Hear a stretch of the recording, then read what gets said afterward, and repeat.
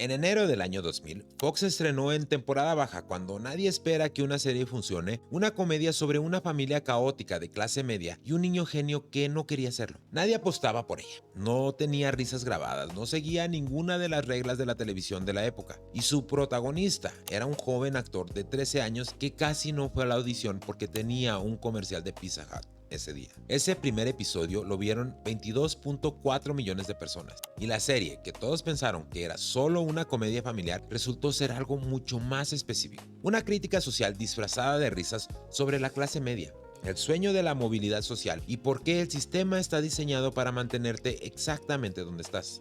Todo sin que la mayoría lo notara hasta verla de adultos. Esta es la historia de Malcolm el del medio.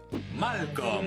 Hoy presentamos... ¿Qué transa, gente? ¿Cómo están? Bienvenidos a Retro Denny en YouTube. Si me siguen en TikTok, ya saben cómo es la cosa por allá. Te doy el gancho, un par de minutos y listo. Pero aquí es donde profundizamos de verdad, sin prisa, sin límite de tiempo y con todo el contexto que una historia como esta se merece. Y la de hoy se merece mucho.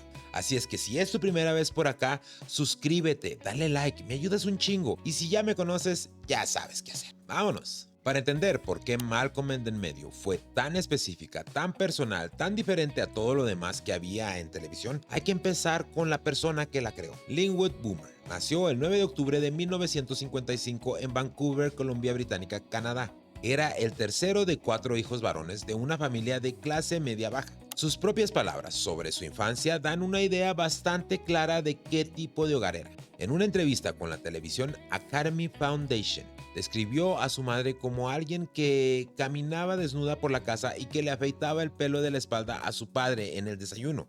Él mismo calificó a su familia como poco convencional. Aunque nació en Vancouver, Boomer creció en San Mateo, California, donde hizo toda su vida escolar. Fue ahí donde lo metieron en un programa para estudiantes superdotados, y fue ahí donde vivió esa dualidad particular que después definiría a Malcolm. Ser intelectualmente diferente del resto mientras vivías en una casa perfectamente ordinaria, con los mismos problemas de dinero y caos que cualquier otra familia de clase media.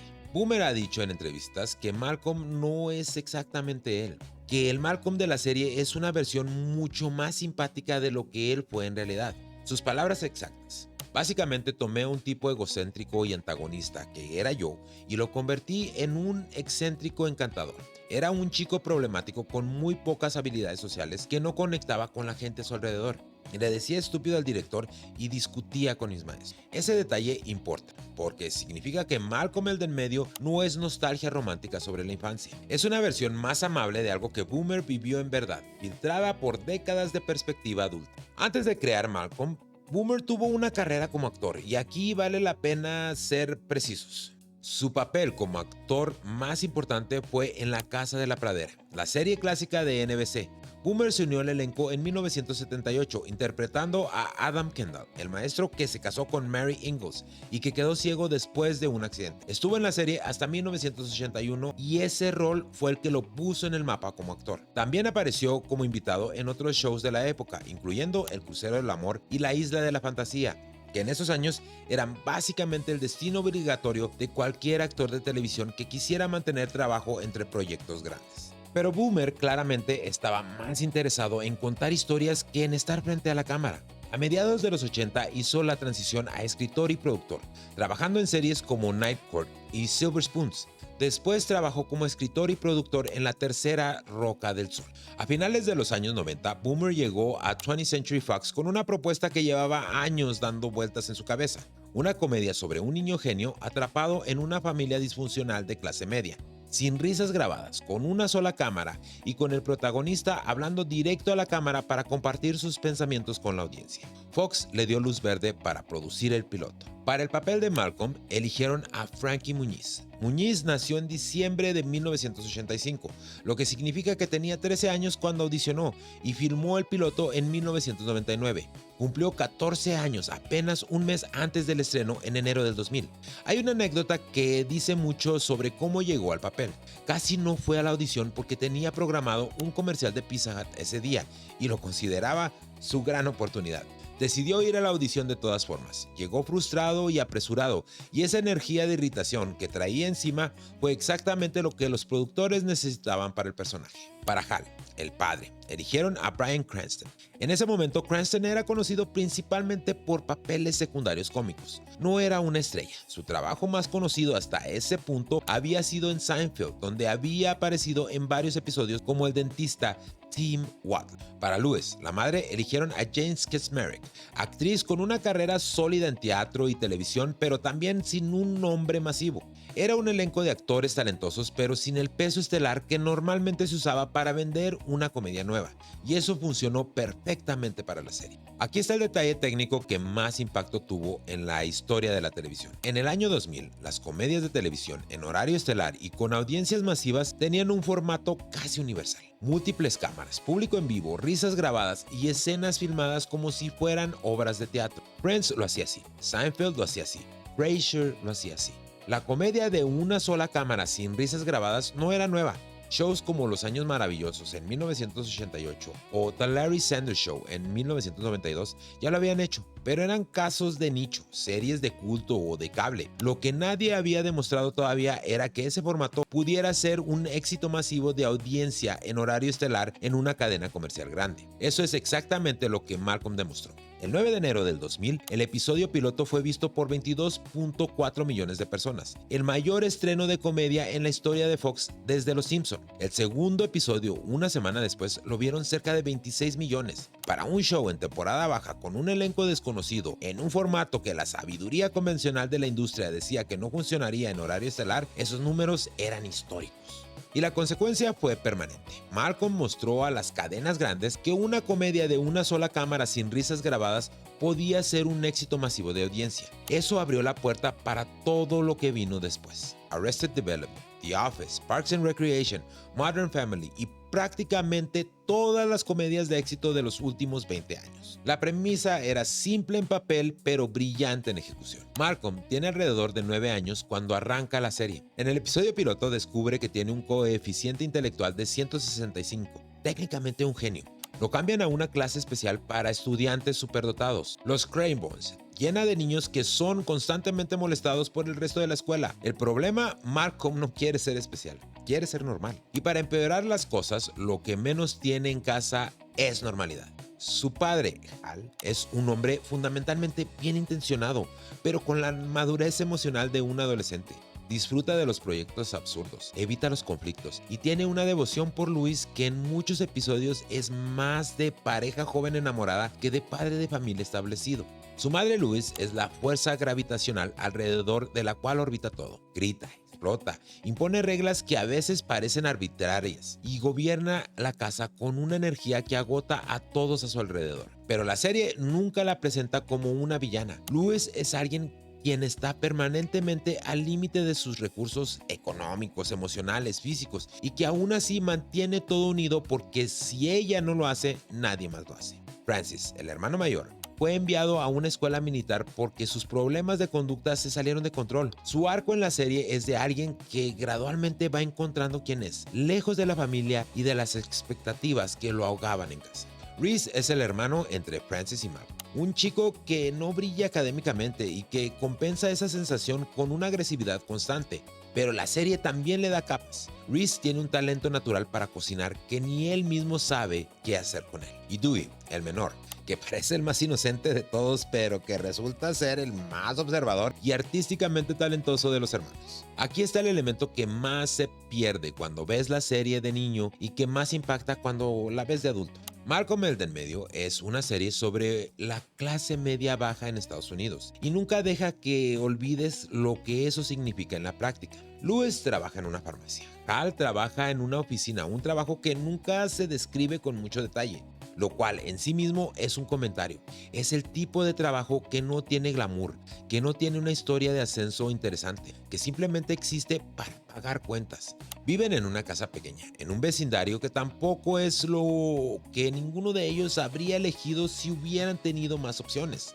Los problemas de dinero no son el fondo de la historia, son parte del tejido de cada episodio. un auto que no arranca, una reparación en la casa que no se puede pagar, un regalo de cumpleaños que tiene que improvisar porque no les alcanza para lo que querían dar. La serie muestra esas cosas sin hacerlas graciosas de manera que las trivialice. Son graciosas porque son reconocibles. Y en ese contexto, el hecho de que Malcolm sea un genio se vuelve algo más complicado que simplemente ser especial. Malcolm tiene la inteligencia para ver exactamente dónde está y exactamente qué tan limitadas son las probabilidades de que eso cambie. No porque no tenga capacidad, tiene más que cualquiera a su alrededor, sino porque el sistema no está diseñado para facilitar el ascenso, sino para mantener a la gente donde está. Ese es el mensaje que la serie lleva durante 7 temporadas sin decirlo directamente, simplemente lo muestra. Hay algo en la manera que Bryan Cranston se entregó al personaje de Hal que merece atención específica. Los escritores de la serie desarrollaron un juego interno. ¿Qué hará Bryan Cranston? Básicamente iban escribiendo situaciones cada vez más absurdas y físicamente demandantes para Hal, solo para ver si Cranston algún día decía que no. No solo nunca dijo que no, sino que las ejecutaba con una entrega que hacía que el equipo de producción se quedara sin palabras. El punto culminó en el episodio Botanical Barbecue de la segunda temporada, donde Cranston se cubrió literalmente el cuerpo con miles de abejas vivas reales. No fue un efecto especial, no fue maquillaje. Trabajaron con un apicultor profesional en el set y según los comentarios del DVD de esa temporada, Cranston solo fue picado una vez durante todo el proceso. Eventualmente, el juego cambió de nombre a ¿Qué no hará Bryan Cranston? Pero Cranston no solo se quedó frente de la cámara. A lo largo de la serie dirigió 7 episodios, incluyendo episodios tan importantes como Steroids en la temporada 6. Esa experiencia detrás de cámara fue parte de lo que lo preparó para la transición que vendría después. Unos pocos años más tarde, el mismo actor que se había cubierto de abejas para una comedia familiar empezó a interpretar a Walter White en Breaking Bad. Y el resto, como ya saben, es historia. La serie corrió 7 temporadas y 151 episodios. El episodio final se transmitió el 14 de mayo del 2006. Y el final hace algo que la mayoría de los finales de series no hacen. Recontextualiza todo lo que viste antes. Malcolm se gradúa como el mejor de su clase. Recibe una oferta de trabajo que le pagaría bien y le daría una vida cómoda inmediatamente. Y Lewis lo rechaza por él. Malcolm explota. No entiende. Después de todo lo que ha luchado, después de todo lo que ha sufrido, ¿por qué su madre le cierra la puerta? Entonces, Lewis le explica. No quiere que Malcolm tenga una vida fácil desde el principio. Quiere que Malcolm vaya a Harvard, pero quiere que vaya trabajando, luchando, ganándose cada centavo. Quiere que Malcolm conozca lo que es el esfuerzo real, la escasez real, la lucha real, porque su plan para Malcolm no es que tenga una vida cómoda. Su plan es que Malcolm se convierta en el presidente de los Estados Unidos, y no en un presidente cualquiera. No uno de los que llegan al poder con dinero y privilegios y nunca entendieron lo que es no tenerlos. Lewis quiere que Malcolm sea un presidente que haya vivido como la gente común, que entienda lo que es trabajar en una farmacia, que entienda lo que es tener un auto que no arranca, que entienda lo que es crecer siendo el más inteligente del cuarto sin que eso solo sea suficiente para cambiar donde terminas. Es un final devastadoramente inteligente, porque de repente todas las humillaciones de Malcolm, todos los problemas económicos de la familia, todos los episodios donde parecía que la vida les estaba siendo injusta, se reconfiguran como una preparación. Lewis no estaba siendo caótica, Lewis tenía un plan, solo que el plan nunca fue que Malcolm escapara de la clase media. El plan fue que la clase media lo hiciera lo suficientemente real para cuando llegara al poder no lo olvidara. Malcolm el del medio ganó 7 premios Emmys a lo largo de su historia. También ganó un Grammy. They Might Be Giants ganó en la categoría de Mejor Canción Escrita para Medio Visual con Boss of Me, el tema de apertura del show, y fue nominada al Globo de Oro en 7 ocasiones. Pero los premios son casi lo de menos comparado con el impacto estructural que tuvo en la televisión. La comedia de una sola cámara en horario estelar que Boomer insistió en hacer contra la sabiduría convencional de la industria se volvió el estándar de la televisión moderna. Todo show de comedia exitoso de los últimos 20 años le debe algo a lo que Malcolm demostró que era posible a nivel de audiencias masivas. Malcolm el del medio no fue solo una comedia familiar. Fue una serie que eligió honrar la inteligencia de su audiencia al punto de esconder su mensaje más importante en capas de humor, caos y situaciones reconocibles para que cada quien lo encontrara en su propio momento. Los que la vieron de niños la amaron porque era graciosa. Los que la vieron de adultos la entendieron de una manera diferente. Y los que la ven hoy por primera vez descubren que lo que parecía una comedia de su época habla de cosas que no han cambiado. Todo porque un niño de San Mateo, California, fue puesto en un programa para superdotados y nunca olvidó lo que se sentía. ¿Ustedes notaron el mensaje de la serie cuando la veían de niños o solo la entendieron de adultos? ¿Y qué opinan del final? ¿Creen que Louis tenía razón o fue demasiado sacrificio pedirle a Marco? Déjenmelo en los comentarios. Dale like al video si te aportó algo y si no, también. Suscríbete al canal para más historias así y nos vemos en el próximo video.